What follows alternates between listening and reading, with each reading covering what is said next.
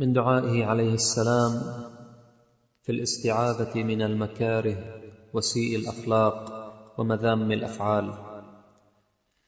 اللهم صل على محمد وآل محمد.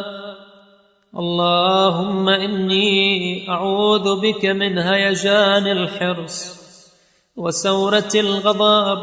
وغلبة الحسد وضعف الصبر وقلة القناعة وشكاسة الخلق وإلحاح الشهوة وملكة الحمية ومتابعة الهوى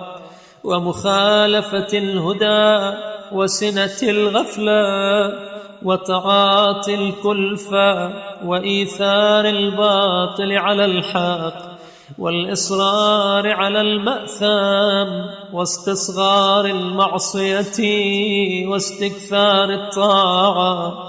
ومباهاة المكثرين والإزراء بالمقلين وسوء الولاية لمن تحت أيدينا وترك الشكر لمن اصطنع العارفة عندنا، أو أن نعبد ظالما أو نخذل ملهوفا أو نروم ما ليس لنا بحق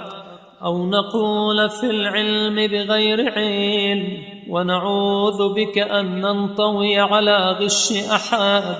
وأن نعجب بأعمالنا ونمد في آمالنا، ونعوذ بك من سوء السريرة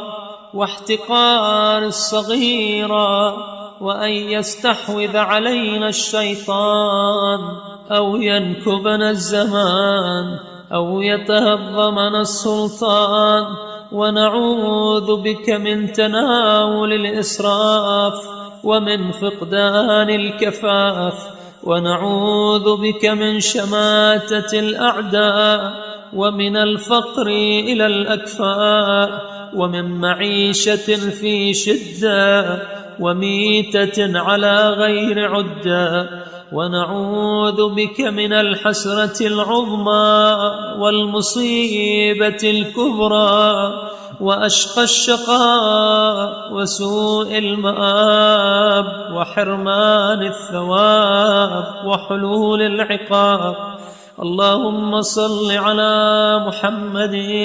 وآله وأعذني من كل ذلك برحمتك وجميع المؤمنين والمؤمنات يا أرحم الراحمين. وصلى الله على سيدنا محمد وآله الطاهرين.